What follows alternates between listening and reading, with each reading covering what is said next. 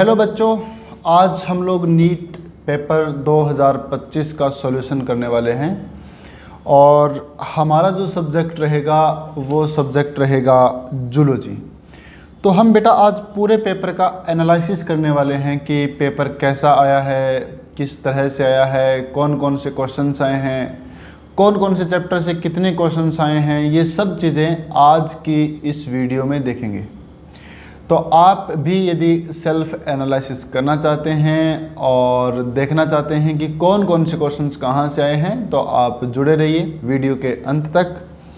सबसे पहले बच्चों हम बात करते हैं कि नीट का पेपर कैसा था। पेपर का जो लेवल है बेसिकली मीडियम लेवल माना जा सकता है, लेकिन उसमें जो फिजिक्स है वो थोड़ी सी हार्ड आई थी, और थोड़ी सी क्या ज़्यादा ही हार्ड आई थी। तो फिजिक्स की यदि छोड़ दें तो बाकी पेपर जो था वो लगभग मीडियम सा ही था।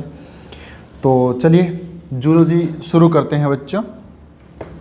यहाँ पर सबसे पहले मैंने हर एक क्वेश्चन का एनालिसिस किया है और एनालिसिस करने के बाद आपको बता रखा है कि कौन सा क्वेश्चन जो है वो कौन से चैप्टर से आया है। सबसे पहले बच्चों यदि हम लोग बात करें कि फ्रॉग जो है, फ्रॉग से इस बार बड़े क्वेश्चंस आए हैं। फ्रॉग ने तो इस बार कमाल ही कर दिया। फ्रॉग से 4 क्वेश्चंस आ गए हैं जो कि 16 मार्क्स के हो जाते हैं। यदि देखें डाइजेस्टिव सिस्टम से, तो एक क्वेश्चन है जिसको मैं डाइजेस्टिव सिस्टम से रिलेट कर रहा हूँ क्योंकि वो डाइजेशन में पढ़ाते हैं और विटामिन से रिलेटेड हैं। तो वहाँ से एक क्वेश्चन आया है और यहाँ पर मार्क्स है वो बता रखे हैं, तो आप इनको साथ में देखते रहिएगा। रेस्पिरेटरी सिस्टम से यदि देखा जाए तो रेस्पिरेटरी सिस्टम से भी एक क्वेश्चन आया है। यदि सर्कुलेटरी सिस्टम से देखा जाए तो यहाँ से 2 क्वेश्चन आए हैं। एक्सक्रेटरी सिस्टम से देखा जाए तो एक क्वेश्चन यहाँ से आया है। मूवमेंट एंड लोकोमोशन से बेचारा कोई भी क्वेश्चन है वो नहीं आया है। इसके अलावा नर्वस सिस्टम से भी कोई क्वेश्चन नहीं आया है। एंडोक्राइन सिस्टम से पूरे के पूरे 5 क्वेश्चन हैं वो आए हैं। इसके अलावा एनिमल किंगडम से देखा जाए तो एनिमल किंगडम से भी यहाँ पे 4 क्वेश्चन है वो आए हैं। बायोमोलिक्यूल से भी कुछ क्वेश्चन आए हैं, जैसे कि 4 क्वेश्चन यहाँ पे आए हैं। और ह्यूमन रिप्रोडक्शन से यहाँ पे 4 क्वेश्चन आए हैं। रिप्रोडक्टिव हेल्थ से यहाँ पे 2 क्वेश्चन आए हैं। हेल्थ एंड डिजीज़ वाले चैप्टर से यहाँ पे 4 क्वेश्चन आए हैं।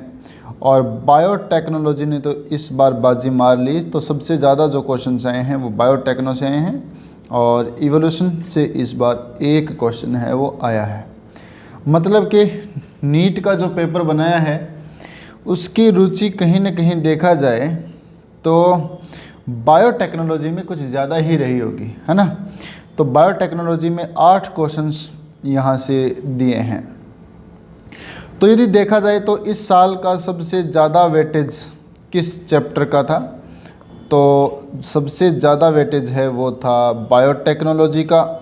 बायोटेक्नोलॉजी के बाद में एंडोक्राइन सिस्टम का, और उसके बाद में फ्रॉग से और एनिमल किंगडम से, और इसके अलावा बायोमोलिक्यूल से भी, और ह्यूमन रिप्रोडक्शन से भी, और हेल्थ एंड डिजीज़ में भी देखा जाए तो यहाँ पे अच्छा खासा वेटेज है वो चैप्टर्स का इनका रहा है। लेकिन हेल्थ एंड डिजीज़ में भी ड्रग्स से कोई क्वेश्चंस नहीं आया है। और ड्रग्स के अलावा यदि देखा जाए तो जो मेन डिजीज़ है जैसे कि एड्स है या मलेरिया है, यहाँ से भी कोई भी क्वेश्चन है वो नहीं आया है। कैंसर से भी एक क्वेश्चन आया है, एक क्वेश्चन कैंसर से आया है। बाकी जो छोटी मोटी डिजीज़ है जो क्वेश्चन आने की जो सोच रहे थे लोग कि भाई क्वेश्चन है वो पूछे जाएंगे कि कौन सी डिजीज़ है वो बैक्टीरिया से होती है, कौन सी वायरस से होती है, इस तरह के कोई भी क्वेश्चन इस बार नहीं आए हैं। तो चलिए बच्चों, हमने टोटल यहाँ पे 41 क्वेश्चंस को मार्क किया है। 41 क्वेश्चंस यदि देखे जाएं तो जूलॉजी में बेसिकली प्रॉपर्ली जूलॉजी से पूछे गए हैं। तो चलिए बच्चों शुरू करते हैं पेपर का एनालिसिस करना। तो बच्चों हम जूलॉजी के पेपर का एनालिसिस कर रहे हैं और हम देख रहे हैं कि कौन से क्वेश्चंस हैं वो कहाँ से आए हैं। तो सबसे पहला क्वेश्चन है बच्चों फ्रॉग से, और फ्रॉग में क्या पूछा गया है कि in frog the renal portal system is a special venous connection that act to link. अब यदि देखा जाए तो ये किससे जोड़ता है, तो इसमें यदि देखा जाए तो kidney and lower body part जो हैं उनको ये जोड़ता है। तो बेसिकली आप लोगों ने फ्रॉग के बारे में देखा ही है कि जैसे फ्रॉग है, फ्रॉग में क्या सिस्टम रहता है कि जैसे मान लीजिए ये फ्रॉग हैं और फ्रॉग के जो बॉडी के पार्ट से पीछे से जो ब्लड आता है वो पहले कहाँ से होके जाता है, किडनी से। तो ये पहले आएगा किडनी में और किडनी से फिर ये कहाँ पे जाएगा, हार्ट में। क्योंकि हमने बात की थी बच्चों कि जो फ्रॉग होता है, फ्रॉग के अंदर क्या पाया जाता है, इसके अंदर पाया जाता है रिनल पोर्टल सिस्टम। और रिनल पोर्टल सिस्टम का मतलब है कि बॉडी के पोस्टीरियर पार्ट का जो ब्लड है वो सबसे पहले एक बार किडनी में जाता है और किडनी से फिर ये हार्ट के अंदर जाता है। तो ये तो बिल्कुल आसान सा क्वेश्चन है बच्चों। चलो नेक्स्ट क्वेश्चन देखते हैं। अगला जो क्वेश्चन है ये तो बिल्कुल सिंपल सा क्वेश्चन यहाँ पर पूछा गया है। ये पूछा गया है कि मेंढक में जो कोपुलेटरी पैड होते हैं वो कहाँ पर होते हैं। अब हमें पता है कि मेंढक के जो हाथ होते हैं, 4 लिम्स होते हैं, 4 लिम्स की जो पहली अंगुली होती है, फर्स्ट डिजिट जो होती है, वहाँ पर ये पाए जाते हैं बेसिकली। तो इसका जो आंसर जाता है first digit of the 4 limb. तो ये इसका आंसर वो रहता है। बिल्कुल आसान सा क्वेश्चन है ये भी। अगला यदि क्वेश्चन देखा जाए तो इसमें है कि what is the name of the blood vessel that carry deoxygenated blood from the body to the heart in frog। ये कह रहा है कि बॉडी से हार्ट के अंदर जो ब्लड जा रहा है वो किसके थ्रू जाएगा। तो ऑब्वियस सी बात है बच्चों, ये तो जाएगा वेना केवा के थ्रू। तो हमारा जो सही आंसर होता है इसका वो होता है वेना केवा। तो ये भी बिल्कुल आसान सा क्वेश्चन है। दूसरा बच्चों, फ्रॉग के रेस्पिरेशन से रिलेटेड एक क्वेश्चन यहाँ पे आपसे पूछा गया है।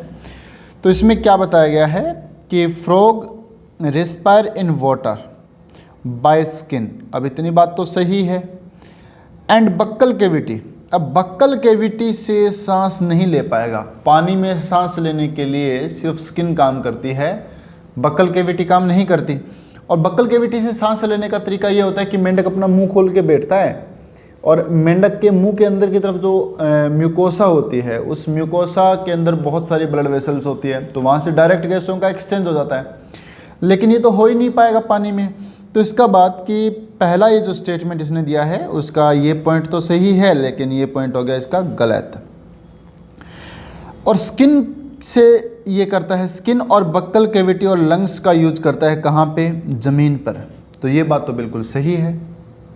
देन इसमें यदि देखा जाए तो इसमें दूसरा आंसर रहेगा कि पहला स्टेटमेंट है वो सही नहीं है और दूसरा जो स्टेटमेंट है वो बिल्कुल सही स्टेटमेंट है। ठीक है बच्चों, चलिए आगे बढ़ते हैं। तो ये फ्रॉग के कुछ क्वेश्चंस थे वो हमने किए हैं। इसके बाद के जो क्वेश्चंस जो हैं वो आए हैं बच्चों विटामिन से। हम कुछ विटामिन्स पढ़ते हैं जैसे विटामिन ए, डी, ई, के। इसके अलावा कुछ विटामिन्स पढ़ते हैं जैसे B1, B2, B3, है ना। इस तरह से B5 वगैरह, ये हम B12 ये पढ़ते हैं। ये आते हैं किस में आते हैं ये सारे विटामिन्स, ये आते हैं बी कॉम्प्लेक्स में आते हैं। ठीक है बच्चों, बिल्कुल आसान सा क्वेश्चन पूछा है क्योंकि हम लोग कई बार पढ़ चुके हैं। अब ऐसा नहीं है कि ये हमने सिर्फ एक ही चैप्टर में पढ़ते हैं डाइजेस्टिव सिस्टम में, अदर चैप्टर से भी आप इसको लिंक कर सकते हैं। देन बच्चों विटामिन B12 जो है, विटामिन B12 क्या करता है, विटामिन B12 जो ब्लड फॉर्मेशन है उसमें हेल्प करता है, ये हम सर्कुलेटरी सिस्टम में पढ़ते ही हैं। तो सीधी सी बात है विटामिन B12 की कमी से एनीमिया हो जाता है, पर्नीशियस एनीमिया विटामिन B12 की कमी से होता है। तो ये बात तो हमारी सही है। अब यदि अगली बात देखें हम, तो अगली बात है कि विटामिन D इसकी कमी से क्या होता है, इसकी कमी से रिकेट्स हो जाता है, हड्डियाँ जो है वो टेढ़ी मेढ़ी हो जाती है। तो चलिए भाई देख लेते हैं मैच कहाँ पे कर रहा है। तो B12 यानी कि हमारे यहाँ पे A का आना चाहिए फोर्थ। अब A का फोर्थ है वो यहाँ पे 2 जगह है, तो ये भी A का फोर्थ है यहाँ पे, और ये भी A का फोर्थ है यहाँ पे, और यहाँ पर भी A का फोर्थ है। इसका मतलब कि हमारे 2 ऑप्शन है वो तो पूरी तरह से गए।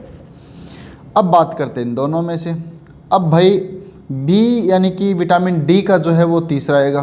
तो भाई ये बात तो दोनों में सेम है कि विटामिन डी जो है इसका आएगा तीसरा।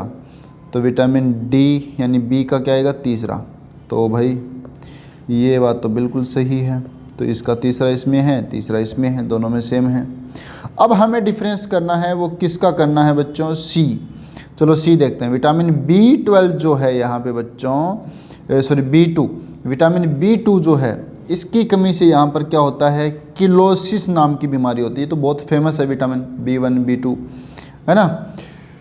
तो इसकी कमी से कौन सा होता है, किलोसिस नाम की बीमारी होती है। तो भाई सीधी सी बात है कि इसमें सी का फर्स्ट दिया हुआ है, तो हमारा जो सही आंसर है वो जाएगा यहाँ पे कौन सा, फर्स्ट। चलो बच्चों आगे बढ़ते हैं।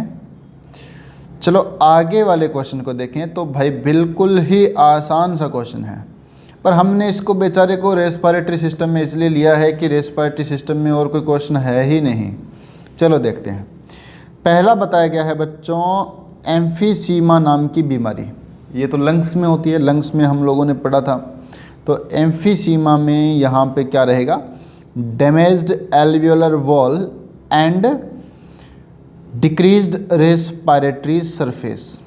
अब एम्फीसीमा में हमने देखा था एल्वियोलाई की जो दीवारें हैं वो लगातार ख़त्म होती जाती है ना, स्मोकिंग वगैरह करने से, इन सब से।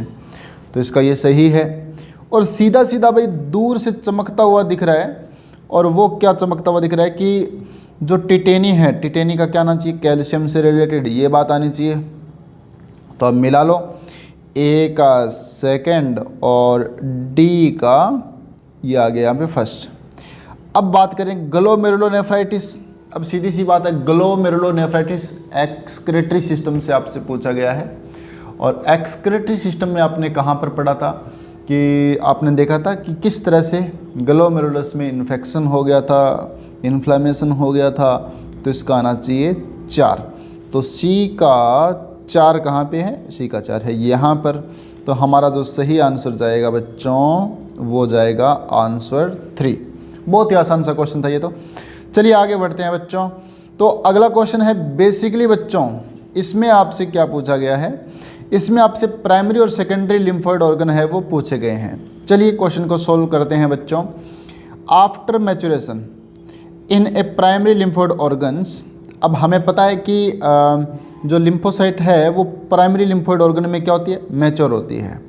The lymphocyte mature migrate for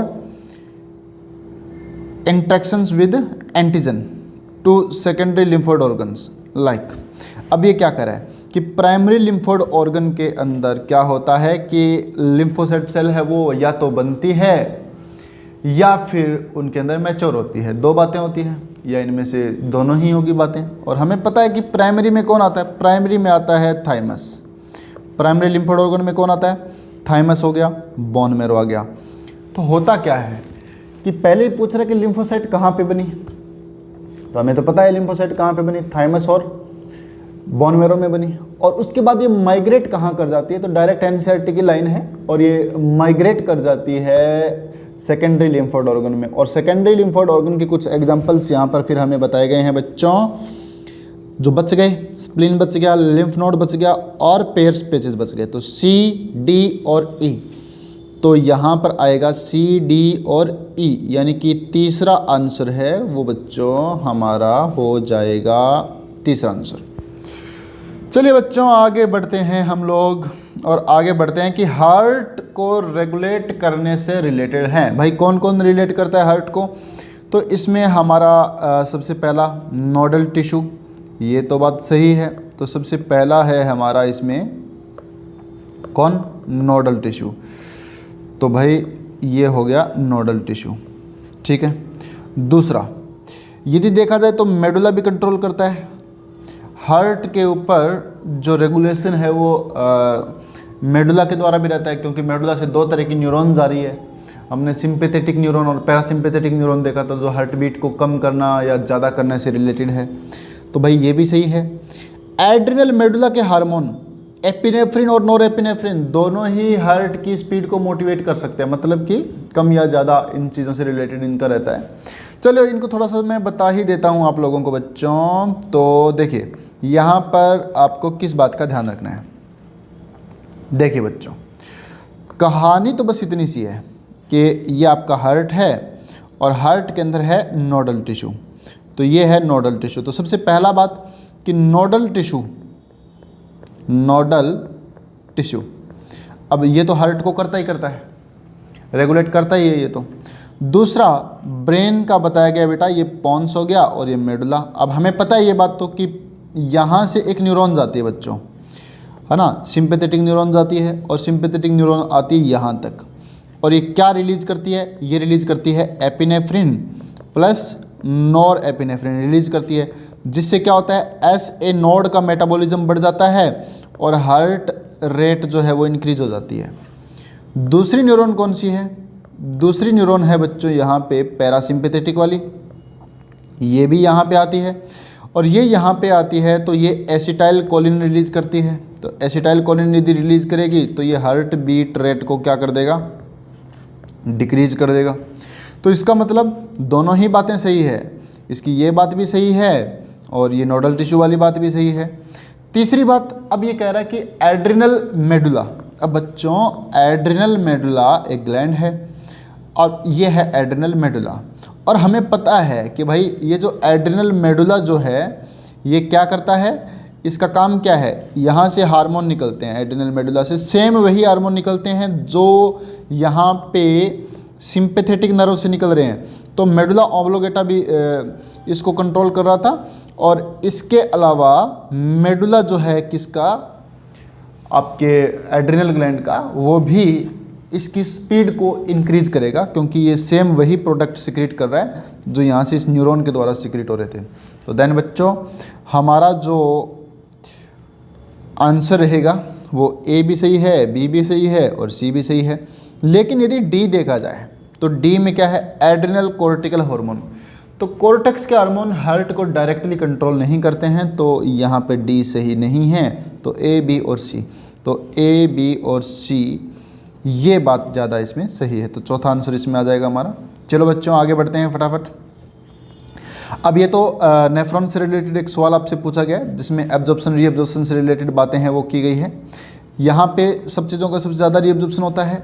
यहाँ से नमक पानी और यूरिया, नमक पानी और बाइकार्बोनेट का होता है। इसके अलावा सिक्रीशन यहाँ पे पोटेशियम और H+ का हो रहा है, और यहाँ पे NH3 और H+ का हो रहा है। तो देन ये बात तो NCERT में दी हुई है, सीधा डायरेक्ट डायग्राम है, डायग्राम से उठाकर ही सीधी ये बातें दी हुई है। देन इसका कौन सा रहेगा? फर्स्ट इसका आंसर है वो सही रहेगा। तो बच्चों आगे बढ़ते हैं। अब ये पूछ रहा है कि एड्रिनल मेडुला के जो हॉर्मोन्स होते हैं उनसे रिलेटेड कौन कौन सी बातें हैं वो सही है। तो सही बात है भाई। तो पहला देख लेते हैं कि ये जो प्यूपिल होता है उसमें कॉन्ट्रैक्शन करता है, तो ये बात तो सही नहीं है, ये बात होगी गलत। तो आंखों के अंदर जो प्यूपिल होता है वो इन हार्मोन्स के कारण फैल जाता है, ताकि ज़्यादा लाइट आए, है ना, ज़्यादा आदमी एनर्जेटिक लगे थोड़ा, है ना, ज़्यादा एक्टिव रहे आदमी, अपने आसपास इन्वायरमेंट में जो चेंज हो रहे हैं उन चेंजेस को ज़्यादा अच्छे से देखें। तो बच्चों ये तो सही नहीं है भाई। देखो अगली बात क्या है, ये ग्लूकोज लेवल को बढ़ा देता है, तो ये बात सही है। अगला, ये हेयर्स हैं उनको इरेक्ट कर देता है ना, रोंगटे खड़े हो जाते हैं, तो ये बात भी सही है। और इसके अलावा हार्ट की कॉन्ट्रैक्शन की ये बात बिल्कुल सही है कि कॉन्ट्रैक्शन की जो स्ट्रेंथ है वो इंक्रीज कर देता है। तो डायरेक्ट NCERT की लाइन है बच्चों, देन B, C और D तीनों इसमें सही रहेंगे। तो इसका सही आंसर हम लोगों ने लगा रखा है B, C और D। चलो बच्चों अगली बात, इनको मैच करना है। तो भाई बिल्कुल ही आसान है ये। तो सबसे पहली बात, हार्ट किससे रिलेटेड है? तो ये रिलेटेड हैं एट्रियल नाट्रियूरेटिक फैक्टर ANF से रिलेटेड है। ये तो हम लोग पढ़ते हैं कि हार्ट में एट्रियम की जो वॉल होती है वो क्या निकालती है, ANF निकालती है। कब निकालती है, जब ब्लड प्रेशर बढ़ जाता है तब। इसके अलावा किडनी से रिलेटेड कौन सी बात सही है, तो किडनी क्या निकालती है बच्चों, तो किडनी निकालती है एरिथ्रोपोइटिन। तो ये बात सही है किडनी वाली बात। तो बी का आ जाएगा यहाँ पर फर्स्ट, तो बी का फर्स्ट और बी का फर्स्ट यहाँ पर है। ए का यहाँ पे आएगा थर्ड, तो ए का थर्ड यहाँ पर है, तो भाई सीधी सी बात है आंसर आ जाएगा इसमें हमारा कौन सा, तीसरा। बाकी भी मैं आपको बता देता हूँ। सिक्रेटिन हार्मोन कौन सा बच्चों, मैंने आपको अच्छे से बताया था कि secretin hormone first discovered hormone है। सबसे पहले सिक्रेटिन हार्मोन को ही खोजा गया था और ये गैस्ट्रोइंटेस्टाइनल ट्रैक्ट से सिक्रेट होता है, ड्यूडेनम से सिक्रेट होता है। और एड्रिनल कॉर्टेक्स जो है बच्चों, एड्रिनल कॉर्टेक्स एल्डोस्टेरोन का रिलीज करता है। तो ये बात बिल्कुल सही है, तो हमारा आंसर बिल्कुल 3 कायम रहेगा। चलो बच्चों आगे बढ़ते हैं फटाफट। अब जो डायबिटिक पेशेंट है उनको हार्मोन जो होता है, इंसुलिन हार्मोन जो है वो मुंह से क्यों नहीं देते हैं, है ना। जैसे टेबलेट खाते हैं उसी तरह से इंसुलिन की टेबलेट बना के उनको दी जानी चाहिए भाई, है ना। इंजेक्शन नहीं लगवाने पड़ेंगे, फालतू में दर्द नहीं होगा। लेकिन ऐसा नहीं कर सकते क्योंकि इंसुलिन हार्मोन जो होता है उनकी मेडिसिन नहीं हो सकती। और ये जो मेडिसिन जो है, मेडिसिन यानी कि ये एक टेबलेट के रूप में नहीं खा सकते हैं। तो भाई सीधी सी बात है, क्योंकि इनको खाने से क्या होगा कि इंसुलिन हार्मोन है वो किससे बना होता है, इसकी जो चेन होती है वो पॉलीपेप्टाइड होती है, यानी प्रोटीन से बना हुआ हार्मोन है। और प्रोटीन का हार्मोन है तो भाई डाइजेस्टिव सिस्टम में जाएगा, तो प्रोटीन को तोड़ने वाले एंजाइम हमारे डाइजेस्टिव सिस्टम में होते हैं जो प्रोटीन को क्या कर देते हैं, डाइजेस्ट कर देते हैं और प्रोटीन से एमिनो एसिड बना देते हैं। तो वो हार्मोन हमारे कोई काम का नहीं रहेगा, तो इसका आंसर होगा सही फर्स्ट। चलो बच्चों आगे बढ़ते हैं। एंडोक्राइन सिस्टम से रिलेटेड एक और अच्छा सा क्वेश्चन यहाँ पर दिया हुआ है, और वो क्वेश्चन क्या है, इनका हमें लोगों को क्या करना है, मैचिंग करना है। तो पहला है प्रोजेस्टेरोन, तो प्रोजेस्टेरोन कहाँ से निकलता है, कार्पस ल्यूटियम से। तो ए का 4 यहाँ पे सही रहेगा, इसमें भी है इसमें भी है। दूसरा रिलैक्सिन कहाँ से रिलीज होता है, ओवेरी से। बच्चों ऐसा बताया गया कि ओवेरी और इसके अलावा जो प्लेसेंटा है वहाँ दोनों से ही रिलैक्सिन हार्मोन रिलीज होता है एंड ऑफ प्रेगनेंसी के समय, है ना। तो बच्चों तो यहाँ पे बी का कौन सा सही रहेगा, तो बी का रहेगा यहाँ पे कार्पस ल्यूटियम। ये तो हो गया इसका कार्पस ल्यूटियम, तो रहे ए का 4 ये रहा, और बी का रहा ओवेरी। ये तो सामने ही है जस्ट, तो बी का सेकंड, भाई दोनों में ही मैच कर रहे हैं। तीसरा MSH हार्मोन के बारे में दिया हुआ है, मेलेनोसाइट स्टिमुलेटिंग हार्मोन, और ये पार्स इंटरमीडिया से रिलीज होता है नो डाउट। और इसके बाद में कैटेकोलामिन्स है, वो कहाँ से, एड्रिनल मेडुला से। तो डी का आएगा 3, तो डी का कौन सा यहाँ पे 3 आएगा। तो यहाँ पे सही आंसर जाता है हमारा कौन सा, 4th। तो बच्चों यहाँ पे 4th आंसर है वो हमारा बिल्कुल सही रहेगा। अब यदि हम बात करें, which of the following hormone released from the pituitary is actually synthesised in hypothalamus. भाई कौन सा हार्मोन है जो पिट्यूटरी के अंदर बनता है, यानी पिट्यूटरी से रिलीज होता है और हाइपोथैलेमस के अंदर सिंथेसिस होता है। तो हम लोग देखते हैं बच्चों कि यहाँ पर ये पिट्यूटरी ग्लैंड हो गई, और पिट्यूटरी में यहाँ पर ये एंटीरियर पिट्यूटरी हो गई, ये पोस्टीरियर पिट्यूटरी हो गई। हाइपोथैलेमस के अंदर यहाँ पर पाया जाता है सुप्रा ऑप्टिक न्यूक्लियाई और पैरावेंट्रिकुलर न्यूक्लियाई। तो एक तो है सुप्रा ऑप्टिक न्यूक्लियाई, तो पहला यहाँ पर है सुप्रा ऑप्टिक न्यूक्लियाई, पैरावेंट्रिकुलर न्यूक्लियाई है। तो सुप्रा ऑप्टिक न्यूक्लियाई से निकलता है ADH और इसे निकलता है OT, और ये यहाँ पे बनेगा और बनकर ये कहाँ पे आएगा, बन के आएगा पोस्टीरियर पिट्यूटरी के अंदर। तो पोस्टीरियर पिट्यूटरी तो सिर्फ क्या कर रही है बच्चों, रिलीज कर रही है। और एंटीरियर इसका जो हाइपोथैलेमस है, हाइपोथैलेमस में कौन, सुप्रा ऑप्टिक न्यूक्लियाई है, वो क्या कर रहा है, ADH को बना रहा है, सिंथेसिस कर रहा है। तो कौन सा हार्मोन हाइपोथैलेमस में बनता है, तो बच्चों सीधी सी बात है, आंसर रहना चाहिए हमारा ADH, एंटी डाईयूरेटिक हार्मोन। तो ये हमारा सही आंसर है वो रहेगा। तो बच्चों चलिए आगे बढ़ते हैं थोड़ा और, चलिए नेक्स्ट अगला जो सवाल है बच्चों वो कहाँ से है, हमारा एनिमल किंगडम से। एनिमल किंगडम चैप्टर से भी कुछ क्वेश्चंस आए हैं, तो एनिमल किंगडम से देख लेते हैं सबसे पहले। तो भाई सबसे फेमस लाइन है ये, तो लाइन मैं इतनी बार तुम लोगों को बता चुका हूँ कि सारे के सारे वर्टिब्रेट है वो कोर्डेटा होते हैं। तो ये बात तो सही है, बट सारे के सारे कोर्डेटा है वो वर्टिब्रेटा नहीं होते। ये बात भी सही है, क्योंकि हम लोग देखते हैं बच्चों कि जो कोर डेटा होते हैं, कोर डेटा में कहानी क्या है, कोर डेटा जो होता है उसमें कहानी ये है कि वो 3 तरह के हो सकते हैं। पहला हो सकता है कि वो यूरो कोर डेटा हो, यूरो कोर डेटा हो। दूसरा हो सकता है कि वो सेफेलो कोर डेटा हो, और तीसरा हो सकता है कि वो वर्टिब्रेटा वगैरह इनमें हो। तो वर्टिब्रेटा जो होते हैं ना बच्चों, वर्टिब्रेटा के अंदर क्या होता है कि उसमें तो पाई जाती है बैकबोन यानी रीढ़ की हड्डी पाई जाती है, लेकिन यूरो कोर्डेटा, सेफेलो कोर्डेटा भी यदि हम देखें तो ये कोर्डेटा में आते हैं बेचारे, लेकिन इनके अंदर जो नोटोकॉर्ड होती है वही होती है। अब यूरो कोर्डेटा में नोटोकॉर्ड तो बाद में खत्म हो जाती है, सेफेलो कोर्डेटा में पूरे जीवन भर रहती है, लेकिन वो वर्टिब्रल कॉलम में कन्वर्ट नहीं होती। तो हम लोग यहाँ पर एक बात बोल सकते हैं बच्चों, और वो बात ये बोल सकते हैं कि सारे के सारे वर्टिब्रेटा जिनमें रीढ़ की हड्डी पाई जाती है वो कोर्डेटा होते हैं, क्योंकि रीढ़ की हड्डी बनती किससे है, नोटोकॉर्ड से ही तो बनती है। दूसरा कि सारे के सारे जो कोर्डेटा है वो वर्टिब्रेटा नहीं है। अब कोर्डेटा के अंदर तो वो जानवर भी आते हैं जिनमें रीढ़ की हड्डी नहीं है लेकिन नोटोकॉर्ड है, तो वो वर्टिब्रेटा नहीं है। ठीक है बच्चों, चलिए इसका कारण क्या दिया गया है वो भी हम लोग यहाँ पे एक बार देख लेते हैं। कारण यहाँ पर क्या दिया गया है, रीज़न देख लेते हैं। तो बच्चों रीजन में दिया गया है कि the member of subphylum vertebrata possess notochord during the embryonic period. ये बात सही है कि पहले एम्ब्रियोनिक पीरियड में उनमें नोटोकॉर्ड होता है, जैसे यूरोकॉर्डेटा की बात करें है ना, तो उनमें भी होता है। लेकिन यदि हम बात करें जो कोर्डेट्स है, सिर्फ यहाँ पे कोर्डेट्स के बारे में बताया गया, तो यूरोकोर्डेट्स में तो क्या होता है, लार्वा के अंदर होता है, टेल के अंदर, बाद में वो डिसअपीयर हो जाता है ना, जैसे ही उनमें मेटामॉर्फोसिस होता है। सेफेलोकोर्डेटा में पूरे जीवन भर रहता है।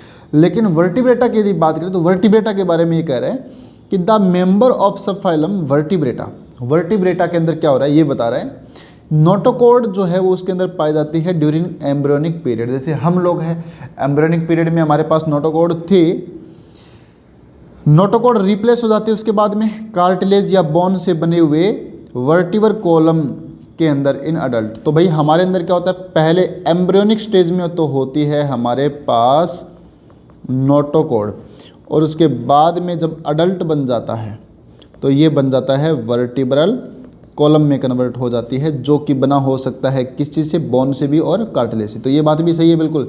तो स्टेटमेंट पहला इसका जो कथन देखेंगे ये बिल्कुल सही है, और इसका जो कारण है वो भी बिल्कुल सही है, और ये इसका सही एक्सप्लेन भी कर रहा है। ठीक है, तो बच्चों इसका जो आंसर जाएगा हमारा वो जाएगा 4th।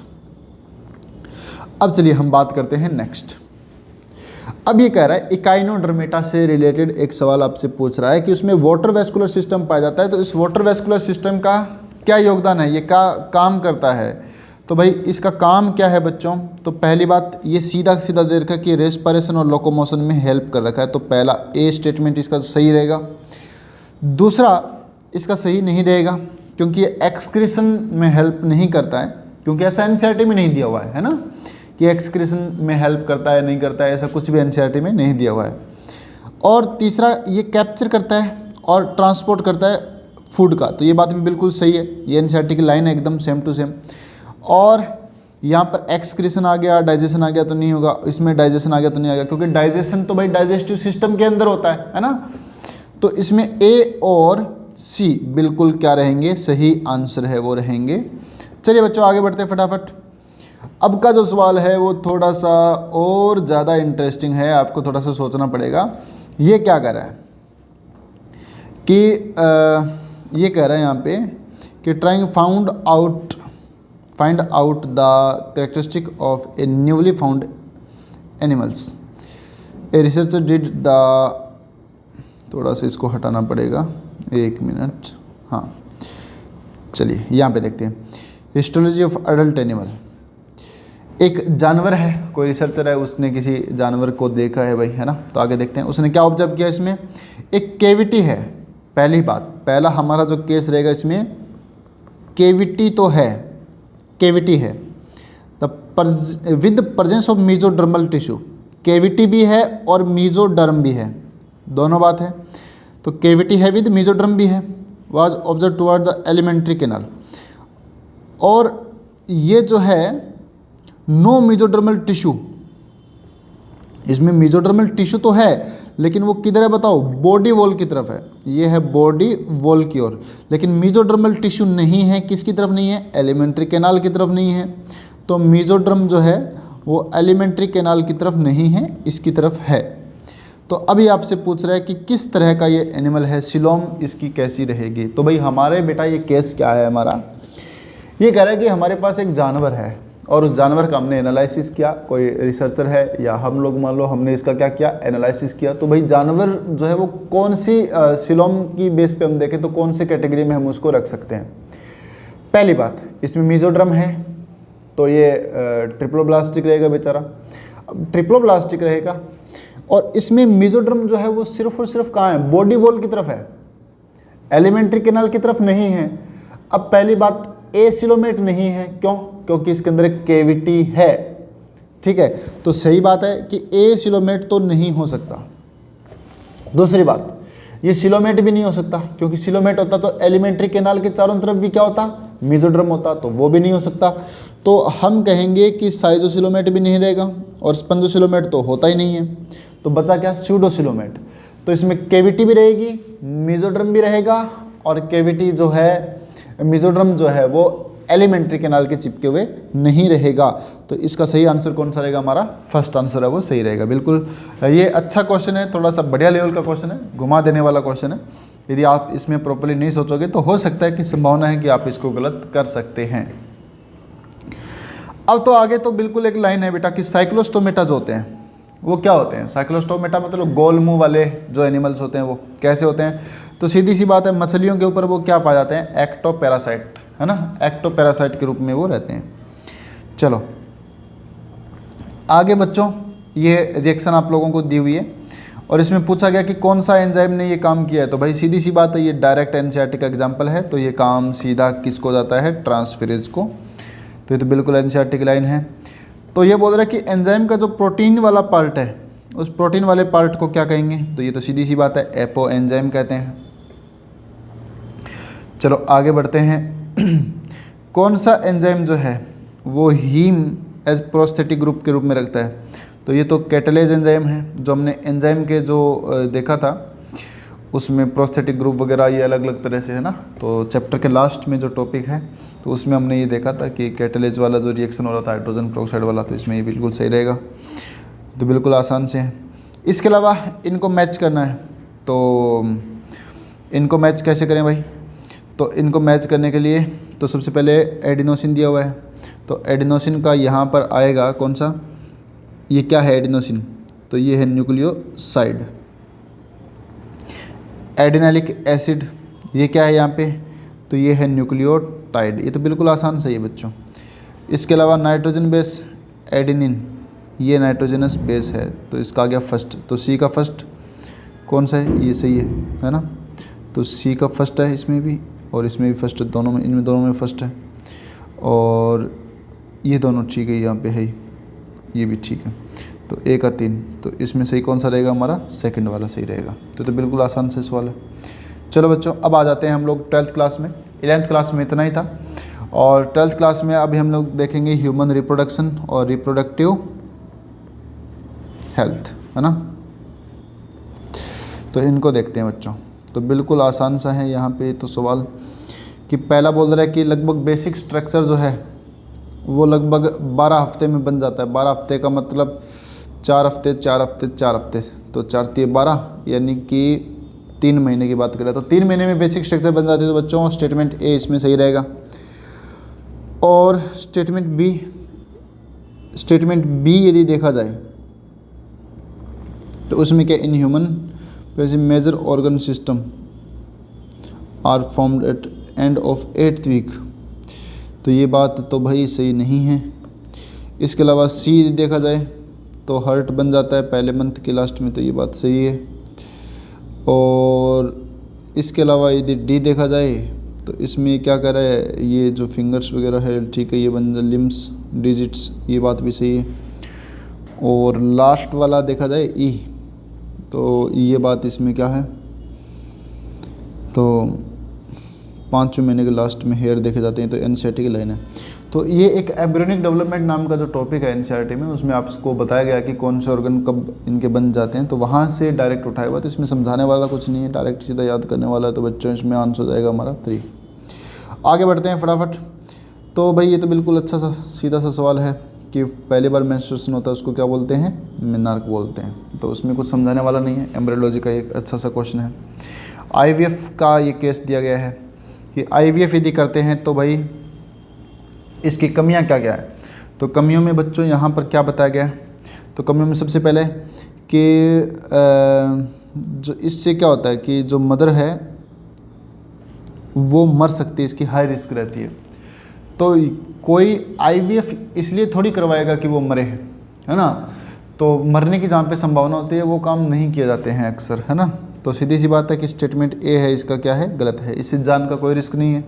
तो स्टेटमेंट ए इसमें है, इसमें है, इसमें है, तीनों को हटा दो तो बचा क्या अपना नंबर 4। तो 4 इसका आंसर रहेगा, बी, डी और एफ इसका सही रहेगा। तो ये तो बिल्कुल आसान सा क्वेश्चन है जो एक सीधे से स्टेटमेंट ए के द्वारा हो रहा था। ठीक है, चलो आगे बढ़ते हैं बच्चों।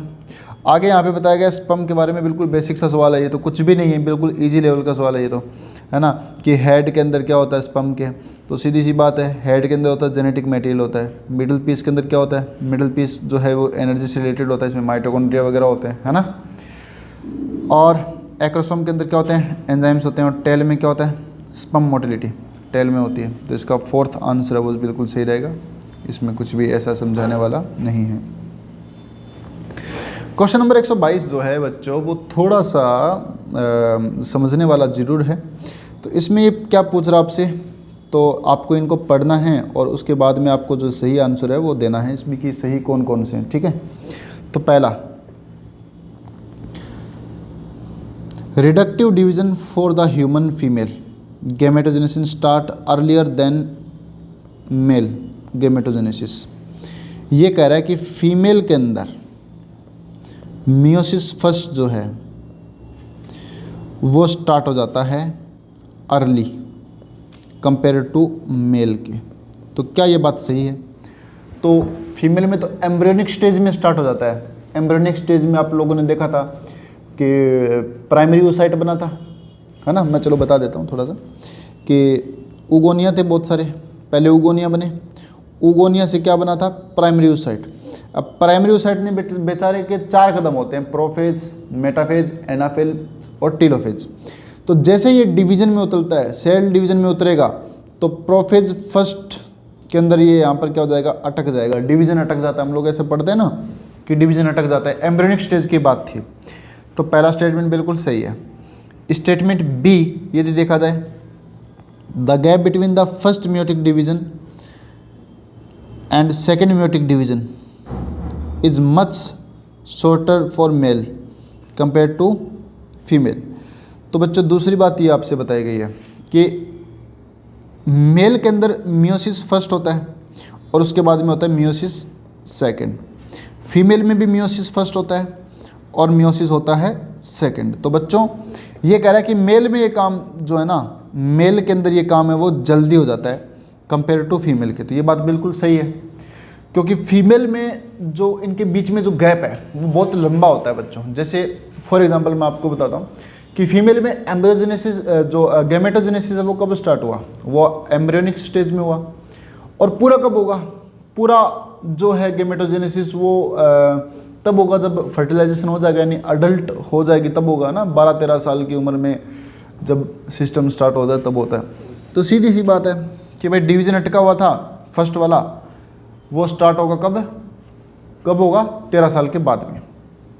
तो फीमेल में लॉन्ग पीरियड रहता है इनके बीच का और मेल में शॉर्ट रहता है। तो ये बात बिल्कुल सही है। तो ए और बी इसमें सही रहेंगे और सी और डी इसमें सही नहीं है, क्योंकि हम देख लेते हैं the first polar body associated with formation of primary oocyte। तो ये प्राइमरी oocyte है बेटा, तो प्राइमरी oocyte बना तो फर्स्ट पोलर बॉडी बनेगी क्या, तो नहीं। फर्स्ट पोलर बॉडी कब बनेगी, जब सेकेंडरी oocyte बनेगा तब ये पोलर बॉडी है वो बनेगी। तो भाई सी गलत हो गया। Luteinising hormone surge lead to disintegration of the endometrium onset menstruation bleeding, ठीक है। ये कह रहा है ल्यूटिनाइजिंग हार्मोन जो है वो एंडोमेट्रियम के टूटने का कारण है और पीरियड आने का कारण है, तो भाई ये बात नहीं है। ये खिताब किसको जाता है? प्रोजेस्टेरोन को हम पहले ही दे चुके हैं, तो इसमें प्रोजेस्टेरोन सही रहेगा। तो इसमें डी जो आंसर रहेगा वो सही नहीं है, तो सी और डी इसमें गलत रहेंगे। तो आंसर कौन सा हुआ हमारा? फोर्थ। तो चलो आगे बढ़ते हैं फटाफट। अब भाई ये तो सवाल बिल्कुल आप लोगों को करवाए हुए हैं और सारे के सारे सवाल वही आ रहे हैं बेसिकली जो आप लोगों को करवाए हुए हैं। क्वेश्चन नंबर 102, इसमें देखा बताया गया है कि ट्विन्स हुए हैं, यानी एक साथ दो बच्चे जन्म लिए हैं एक फैमिली को, और ट्विन्स जो है बॉडी मेल और फीमेल दोनों हैं, विच फॉलोइंग मस्ट बी। ठीक है, ये क्या बोलता है कि एक फैमिली है और उसके बच्चे हुए हैं, जिसमें एक तो है मेल और एक हुआ है फीमेल, लेकिन दोनों एक ही साथ हुए हैं। एक ही साथ होने का मतलब होता है दोनों क्या हैं? ट्विन्स हैं। तो ये बताएगा कि किस तरह के ट्विन्स हैं। तो ट्विन्स दो तरह के हम लोग पढ़ते हैं, तो मोनोजाइगोटिक पढ़ते हैं और एक डाइजाइगोटिक पढ़ते हैं। तो ये कौन से हैं? डाइजाइगोटिक है, क्योंकि मेल और फीमेल वो जेनेटिकली सेम नहीं है ना। यदि मोनोजाइगोटिक होते तो दोनों बिल्कुल चिंकी मिंकी होते, फिर है ना, एकदम बिल्कुल सेम होते। तो यहाँ पे सीधी सी बात है, इनको क्या बोलते हैं? फ्रेटर्नल ट्विन्स बोलते हैं। तो इसका आंसर रहेगा फर्स्ट। चलिए बच्चों, अब आता है ह्यूमन हेल्थ एंड डिजीज़ के बारे में। तो सबसे पहला बताया गया सीटी स्कैन के बारे में। यहाँ पे बताया गया कंप्यूटर टोमोग्राफी एंड मैग्नेटिक जो इमेजिंग है वो कैंसर के पता लगाने या इंटरनल ऑर्गन से उनकी स्टडी के लिए करते हैं। तो बिल्कुल सही बात है बच्चों ये। दूसरी बात यहाँ पर बताया गया कि कीमोथेरेपी जो है, drugs are used kill non cancerous. भाई कीमोथेरेपी जो है वो कैंसर वाले जो सेल है उनको मारने के लिए करता है, नॉन कैंसर वालों को नहीं करता। तो ये बात गलत है। अब यदि हम बात करें इंटरफेरॉन, इंटरफेरॉन जो होते हैं अल्फा इंटरफेरॉन एक्टिवेट ये cancer patient immune system and destroying the tumour. सही बात है बिल्कुल, कि हम क्या करते हैं? इंटरफेरॉन को जाके मोटिवेट कर देते हैं, और इंटरफेरॉन क्या करेंगे? सॉरी, हम इंटरफेरॉन देते हैं इम्यून सिस्टम को, और इम्यून सिस्टम क्या करेगा? कैंसर सेल को क्या कर देगा? ख़त्म कर देगा। तो भाई डी, इसमें सी जो है वो बिल्कुल सही है। डी जो है वो बिल्कुल सही। कीमोथेरेपी जो है, ड्रग जो है वो बायोलॉजिकल मॉडिफायर्स नहीं भाई, रिस्पॉन्स मॉडिफायर्स नहीं है। ये एनसीईआरटी में सीधा सीधा दिया हुआ है, नोट्स में भी आप लोगों को बताया हुआ है कि बायोलॉजिकल रिस्पॉन्स मॉडिफायर में अल्फा इंटरफेरॉन वो आते हैं, ना कि ये सब आता है। तो भाई ये बात बिल्कुल सही नहीं है, ये गलत है। इसके अलावा बताया गया था case of leukaemia blood cells count are decreased.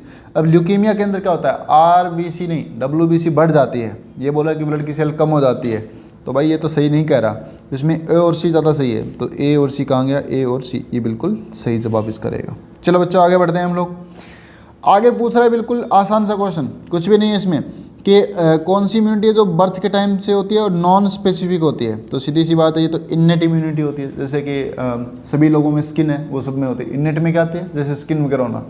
तो ये इनबॉर्न है, सभी में होती है, नॉन स्पेसिफिक होती है। ठीक है, चलो बच्चों आगे बढ़ते हैं फटाफट, बिना टाइम लेते हुए आप लोगों से। चलो इसमें देखते हैं बेटा, एंटीबॉडी के बारे में कौन सी बात सही है और कौन सी बात सही नहीं है। तो नॉट करेक्ट के बारे में आपको इसको आंसर करना है, तो ये देखने हैं। तो एंटीबॉडी के बारे में कह रहा है कि the heavy and light chain are held together by disulphide bond. तो ये बात सही है इसमें। दूसरी बात यहाँ पर ये बोल रहा है कि antigen binding site is located at C terminal. बेटा ये बात सही नहीं है, क्योंकि आप एंटीबॉडी की स्ट्रक्चर बनाते हो तो इधर होता है एन टर्मिनल और इधर होता है सी टर्मिनल। तो सीधी सी बात है, एन टर्मिनल जो होता है, सॉरी एन टर्मिनल होता है, जो एन टर्मिनल ये वाला, इधर होती है antigen binding site. Antigen binding site यहाँ पे होती है, ना कि सी टर्मिनल की ओर। तो भाई इसका गलत जवाब कौन सा रहेगा? दूसरा। तो दूसरा इसका जवाब है गलत, और बाकी तो फिर देखने के दूसरा यदि गलत है तो सीधी सी बात, इसका आंसर हमारा कौन सा रहेगा बच्चों? इसका आंसर रहेगा सेकंड। आगे बढ़ते हैं। ये बोल रहा है neoplastic characteristic of cells refer to. Neoplastic का मतलब कैंसर सेल, कौन से गुण है वो कैंसर सेल के यहाँ पे? तो ये मास है प्रोलिफरेटिंग सेल का। तो ये बात बिल्कुल सही है, ये एनसीईआरटी की बिल्कुल लाइन है प्रॉपर्ली। दूसरा रैपिड ग्रोथ ऑफ सेल, तो सेल की रैपिड ग्रोथ होती है। तो भाई ये बात बिल्कुल सही है, रैपिडली सेल है वो ग्रोथ करती है। और अगली बात यहाँ पर बताई गई है, तो डैमेज द सराउंडिंग टिश्यू, तो ये बात भी बिल्कुल सही है। है ना। मैलिग्नेंट ट्यूमर के लिए बात बिल्कुल सही है यहाँ पे। और those confine to original location, तो जो बेनाइन ट्यूमर है वो एक स्थान पे रहती है, जबकि मैलिग्नेंट ट्यूमर है वो एक जगह पे नहीं रहती। तो ये बात है मैलिग्नेंट ट्यूमर की चल रही है, ए, बी और सी। तो डी इस चीज़ को सही नहीं करता, तो डी इसमें गलत रहेगा, तो ए, बी और सी इसका सही रहेगा।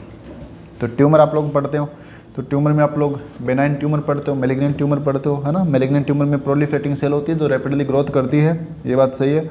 और तीसरा, ये अपने सराउंड्स की जो सेल्स हैं उनके साथ कंपटीशन करती है और उन सेल को ये मार देती है, तो ये बात बिल्कुल सही है। चलो, हाँ, लेकिन ये एक जगह पे नहीं रहती सेल, है ना बच्चों। चलो आगे हम आते हैं बच्चों, लास्ट हमारा बायोटेक्नोलॉजी है और इसके बाद एक चैप्टर और रहेगा, फटाफट इसको कवर करते हैं। बायोटेक्नोलॉजी में आपको बताया कि कौन सा ऐसा यहाँ पे पंखा बता रहे हैं जो क्या करता है, बताओ, जो फॉर्म्स जो है उनको क्या करता है, ब्रोक करता है, तोड़ता है। तो भाई सीधी सी बात है, यहाँ तक यदि लिक्विड भरा हुआ है तो सबसे पहली बात है कि फॉर्म जो होते हैं, झाग होते हैं, वो कहाँ पे रहेंगे, ऊपर की ओर यहाँ पे रहेंगे। तो कौन सा तोड़ेगा, सी वाला तोड़ेगा। तो हमारा सही आंसर क्या रहेगा इसमें, सी। तो ये आंसर हमारा सही रहेगा। चलो बच्चों आगे बढ़ते हैं। ये पीसीआर जो है उसके बारे में एक आपसे बहुत ही अच्छा सवाल है, वो पूछा गया। तो इसका तो सीधा फॉर्मूला है, पीसीआर में क्या होता है, हर बार डबल हो जाता है। एक डीएनए से 2 बन जाते हैं, 2 से 4, 4 से 8, 8 से 16, 16 से 32, ऐसे बनते रहते हैं। तो इसका फॉर्मूला क्या रहेगा, 2n²। तो इसका पहला आंसर क्या रहेगा, बिल्कुल सही रहेगा। ठीक है बच्चों, चलो आगे बढ़ते हैं। ये बता रहा है कि एक एलिली नाम की एक कंपनी थी जिसने इंसुलिन बनाया था, वो किसके द्वारा बनाया था। तो ईस्ट और फेज के द्वारा नहीं बनाया था, वायरस के द्वारा नहीं बनाया था, ये बनाया था बैक्टीरिया। और बैक्टीरिया कौन सा था, इकोलाई नाम का एक बैक्टीरिया था बच्चों।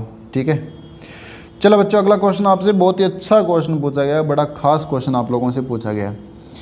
हमने बायोटेक्नोलॉजी के अंदर इस चीज़ का डिस्कस किया था कि पहला स्टेटमेंट बोल रहा है कि द ब्लू कलर की जो कॉलोनी जो है वो DNA insert plasmid and the identify the recombinant colonies. तो भाई ये स्टेटमेंट जो है बच्चों, ये बिल्कुल गलत स्टेटमेंट है एकदम। क्यों स्टेटमेंट गलत है ये, क्योंकि हम लोगों ने एक प्लाज्मिड के बारे में पढ़ा था। जैसे ये एक प्लाज्मिड था, उसमें एक सीधी सीधी मैं आपको बात बता देता हूँ, अभी तक आप लोगों ने यदि नहीं पढ़ा तो उसमें एक स्पेशल जीन पाया जाता है, ये वाला। और ये जीन एक ऐसा प्रोडक्ट बनाता है जो क्या करता है, बाद में वो ब्लू कलर है वो देता है। अब यदि आप इसके बीच में कोई डीएनए वगैरह जोड़ दोगे, जैसे आपने डीएनए जोड़ दिया, अब देखो जब तक डीएनए नहीं जुड़ा तब तक ये जीन है ना वो बिल्कुल सही है, ये जीन बिल्कुल सही है। लेकिन आपने जैसे ही इसको डीएनए जोड़ेगा, जैसे आपने इसको काटा, काटते ही इसने अपना काम करना कर दिया बंद। जैसे फॉर एग्जांपल हमने इसको काट दिया बीच से, अब ये ब्लू कलर नहीं देगा। और ये क्या कर रहा है कि ब्लू कलर देगा, रिकॉम्बिनेंट जो है वो ब्लू कलर देगा। तो सीधी सी बात है, पहला हुआ गलत। दूसरा स्टेटमेंट इसमें देखते हैं बच्चों, इसमें क्या दिया, the colony without the blue colour have DNA insert in the plasmid and are identified as recombinant colonies. तो विदाउट ब्लू कलर वाले जो होते हैं उसके अंदर रिकॉम्बिनेंट कॉलोनी है। तो भाई बात सही है, क्योंकि यदि हमने मान लो यहाँ पे डीएनए को जोड़ दिया, ऐसे डीएनए को जोड़ दिया, तो ये जीन तो टूट गई। जब ये जीन साबित थी एकदम, है ना, पूरी नहीं टूटी थी। मैं अपनी लैंग्वेज में आप लोगों को समझा रहा हूँ कि जब ये जीन बिल्कुल सही थी तो ये ब्लू कलर प्रोड्यूस करवा रही थी, ठीक है। लेकिन अब हमने क्या कर दिया, इसको काट दिया, काट के नया डीएनए इसके बीच में जोड़ दिया, तो ये जीन तो टूट गई, बीच में से टूट गई, तो अपना जो ब्लू कलर है वो जनरेट नहीं करवा पाएगी। तो इसका मतलब इसमें बीच में कोई ना कोई डीएनए है वो आ चुका है। तो the colonies without blue colour, तो सीधी सी बात है कॉलोनी ब्लू कलर की नहीं होगी, वाइट कलर की कॉलोनी यहाँ पे होगी। Have DNA insert in the plasmid and are identified as recombinant colonies. तो ये बात बिल्कुल सही बात है, ठीक है। तो इसका स्टेटमेंट ये होगा सही। तो आप बाकी बायोटेक्नो पढ़ेंगे, जो बच्चे अभी पढ़ रहे हैं वो बायोटेक्नो पढ़ेंगे, देन इस चीज़ को हम पूरा एक्सप्लेन करेंगे। चलो आगे बढ़ते हैं।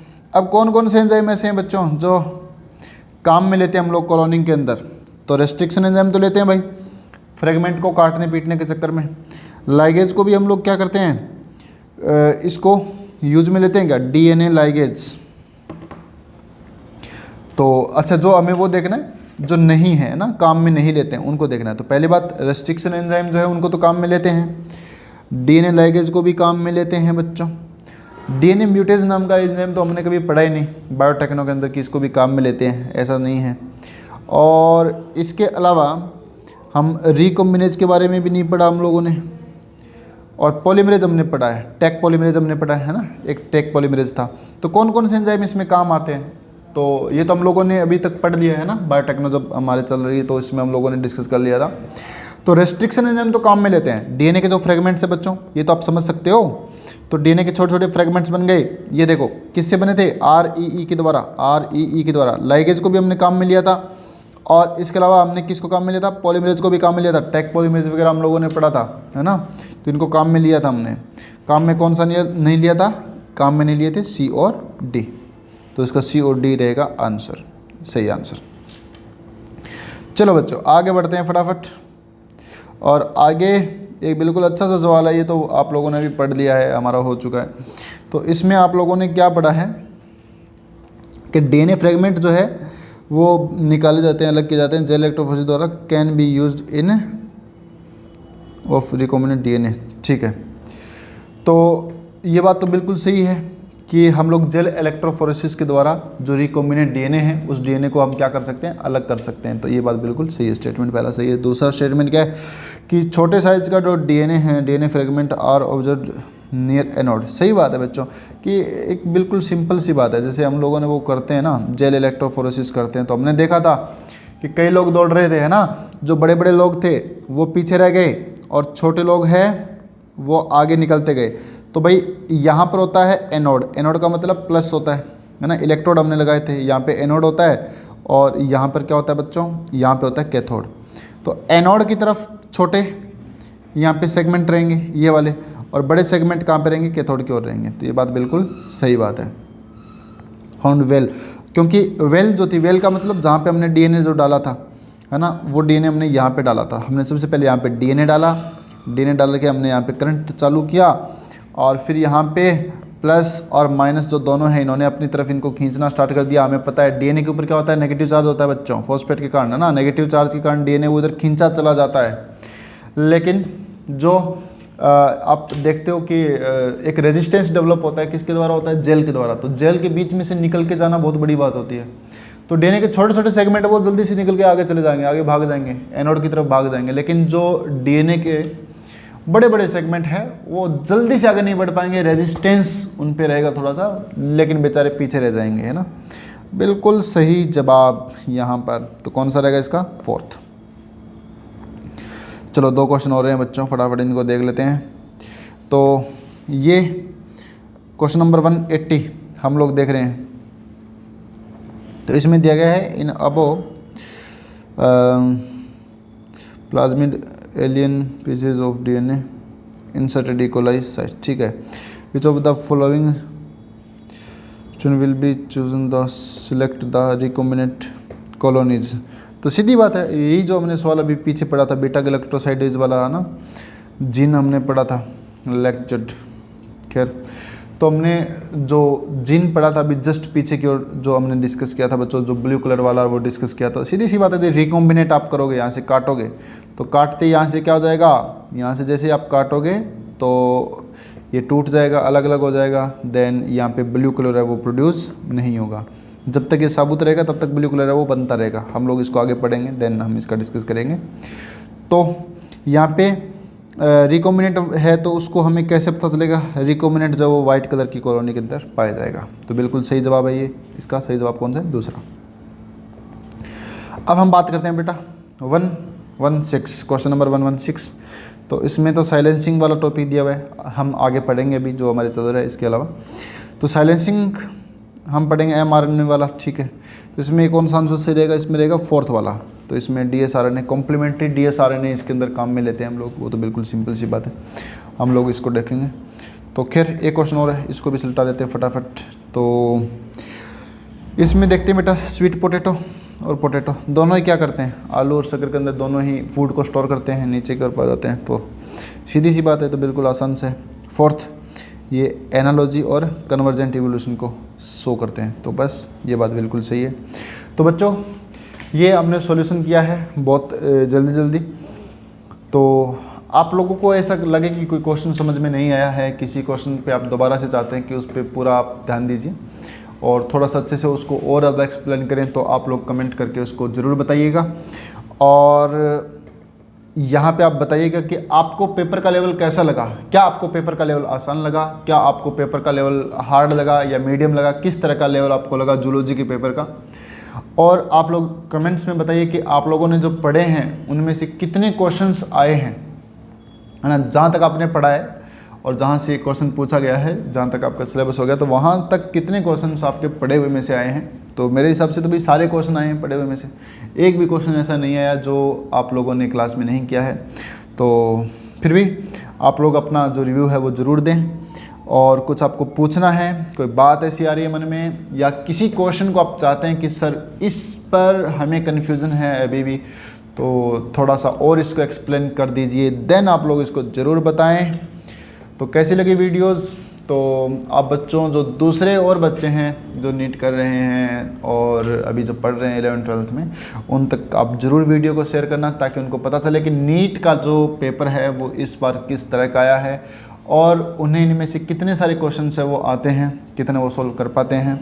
इसकी जो PDF है क्वेश्चन की, वो आप लोगों को लिंक के अंदर नीचे मिल जाएगी, तो आप PDF जो है वहाँ से डाउनलोड कर लेना और लिंक से डायरेक्ट डाउनलोड कर लेना, और आप बैठ के इनको सोल्व करना और इनका एनालिसिस करना। कुछ पूछना हो तो ज़रूर बताइएगा। तो आज के लिए इतना ही, मिलते हैं नेक्स्ट वीडियो में, तब तक के लिए बाय बाय।